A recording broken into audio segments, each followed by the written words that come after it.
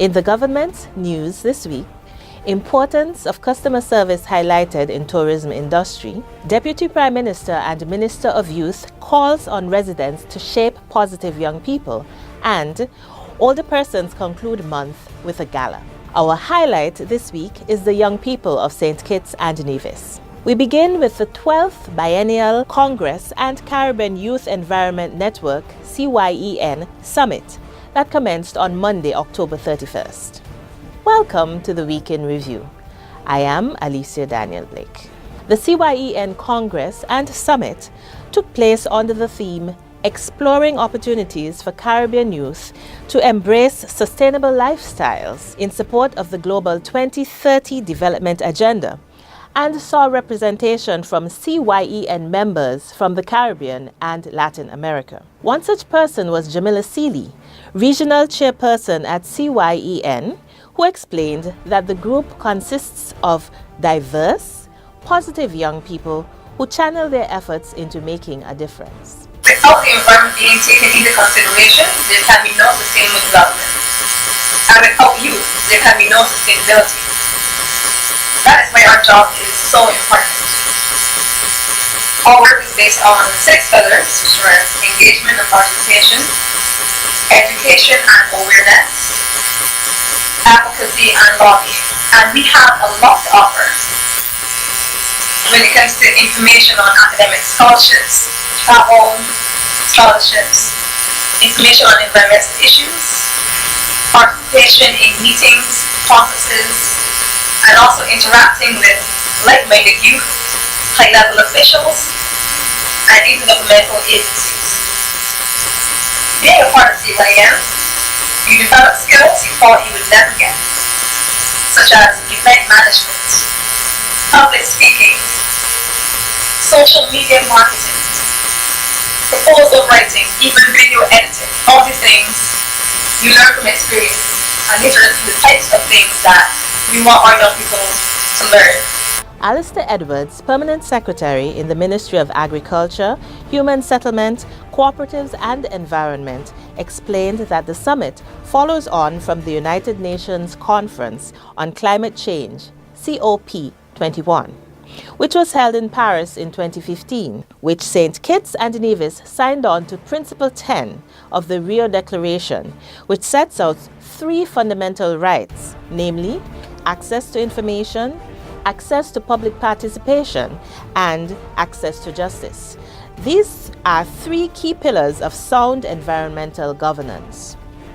The next phase would be negotiation at the United Nations level, after which the government of St. Kitts and Nevis would decide whether or not to pass the appropriate laws to facilitate the process locally. June Hughes, Senior Environmental Officer, highlighted some of the global issues that have to be considered. Environmental issues are cross-cutting and far-reaching. They highlight our vulnerability to environmental challenges and our limited ability to deliver a sustainable response. Some of the critical issues threatening our environment today are climate change, pollution, depletion of natural resources, environmental degradation, and overpopulation, to name it. We have a lot. The threat posed by these issues are already proven to be expensive and politically stressful. This is evident by the resources that are actively being sought to stave off the impacts from these environmental concerns, as well as the global jostling and negotiations that are continuously undertaken to achieve the responsive milestones necessary to preserve a natural environment for future generations. Continuing along our theme pertaining to young people, November is the month in which the youth are commemorated, and this year activities are being held under the theme Preparing for the Future, Investing in Our Youth. We'll now have further details from Ian Richards. Among the activities are the high school chef competition, which will be preceded by cook-offs within each school, the selection and awarding of the 25 most remarkable teens, the daddy-daughter dinner and dance, the introduction of an island-wide bike ride, and a youth talent fest, which will be honored with the presence of His Royal Highness Prince Henry of Wales, better known as Prince Harry. The month will culminate with the first ever Youth Month Gala and Awards ceremony. On opening the month, Deputy Prime Minister and Minister of Youth, Honorable Sean Richards, took the opportunity to encourage adults to uplift the youth of the Federation. As we come together to commemorate, celebrate and recognize the extraordinary potential of the young people in our Federation, I encourage you to come out and support the activities during this month. I submit that no investment in our youth is too great and none is insignificant. 1 Timothy chapter 4 verse 12 teaches us, "Let no one look down on your youthfulness, but rather in speech, conduct, love, faith, and purity, show yourself as an example of those who believe." Therefore, let our every gesture, every smile, every second of mentorship, our coaching, our guidance, or a simple hug be a significant investment in the life of a young person. During this month, I ask each and every citizen to pay special attention to the youth of our nation. Let us speak with the youth and not at them.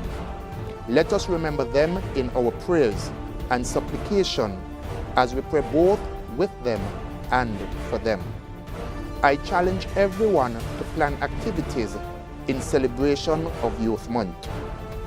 Let us in every family, every school, every sports team, every church, and every community pledge to sit with the young people and plan at least one activity that you can share together.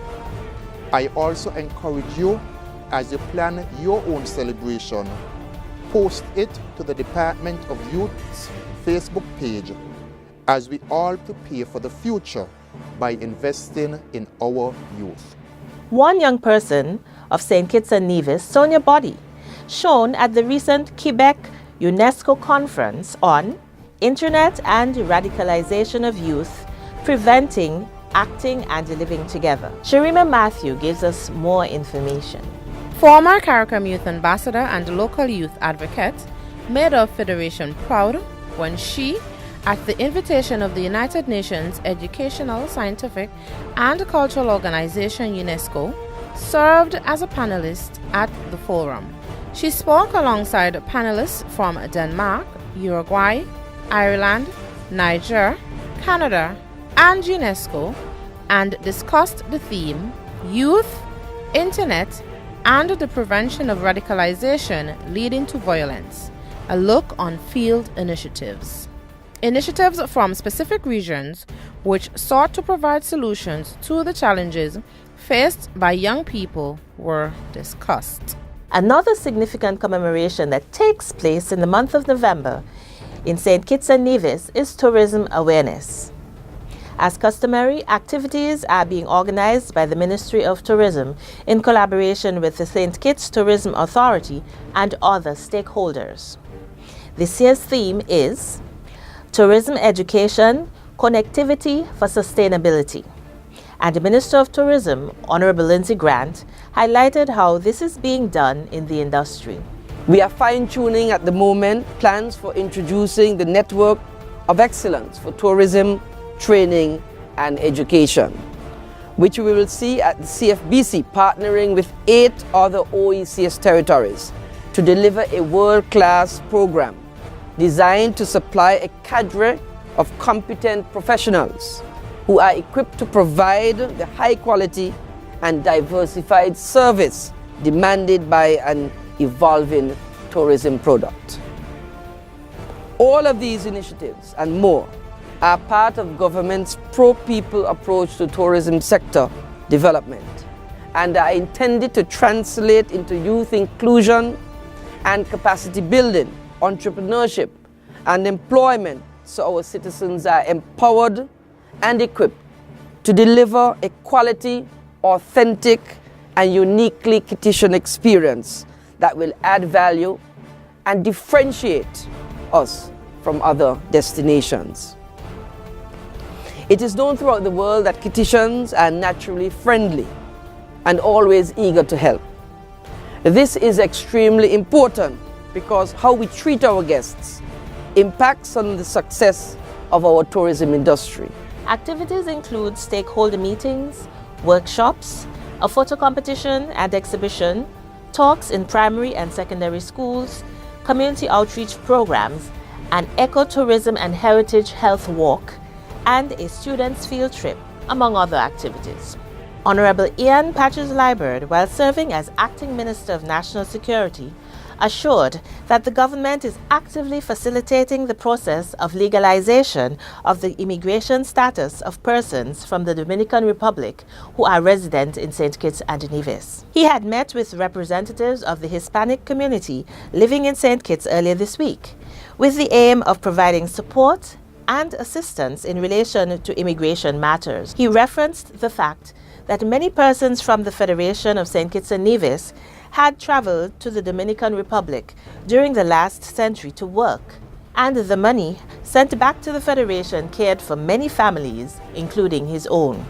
However, it was noted that the laws of the Federation have to be obeyed. Medical Chief of Staff of the Joseph N. France General Hospital, Dr. Cameron Wilkinson, revealed that the first oncology unit in St. Kitts and Nevis will be opened in a matter of weeks. He said this on the government program Working for You, noting that he's happy and excited as every national of the Federation should be. The establishment of the unit at the Joseph N. France General Hospital will enable nationals to have a more affordable alternative because it removes the cost of having to travel regionally or even further afield for cancer care. It eliminates the cost of airfare, the cost of hotel stay, the cost of other family members traveling with this person, and so right away you have cost benefits there. And we will have our oncologists here on the island. Dr. Wilkinson stressed that lives will be saved because the oncology treatment will be available in the Federation. Other guests on the Working for You program included Chief Medical Officer Dr. Hazel Laws and Director of Community-Based Health Services Dr. Retna Walwyn-Brown, who discussed such matters as breast cancer awareness, prostate cancer, and dispelled certain myths that have become popular opinion in the public domain. Senior citizens in St. Kitts and Nevis decked out in their Sunday best to attend this year's Month of the Older Persons Gala at Manhattan Gardens. Senator and Minister of State responsible for Community Development and Social Services, Honorable Wendy Phipps, encouraged older nationals to think about the legacy that they would leave behind. All of us in St. Kitts and Nevis need to focus on the mark that we plan to leave in this place. What type of mark am I going to leave?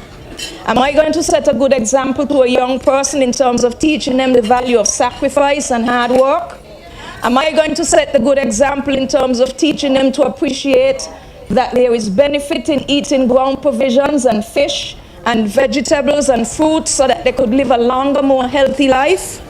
So that we don't have to see JNF filled up on the medical ward with people who have lost toes and feet, or who are they're suffering from strokes and don't even know what time of day it is, because there's a lot that you could teach our young people with that. She added that the older ones did their part towards the development of the Federation, noting that it did not happen overnight. She said it happened by dint of hard work and by sacrifice. She noted that they often went without shoes, dropped soda and carried water in the sugar industry and whatever else was necessary in order to make ends meet. Deputy Director of Social Services Ann Wigley arranged for presentations for retiring home care officers and was pleasantly surprised when she herself was honored. This brings us to the end of another week in review. I am Alicia Daniel Blake. Have a pleasant evening.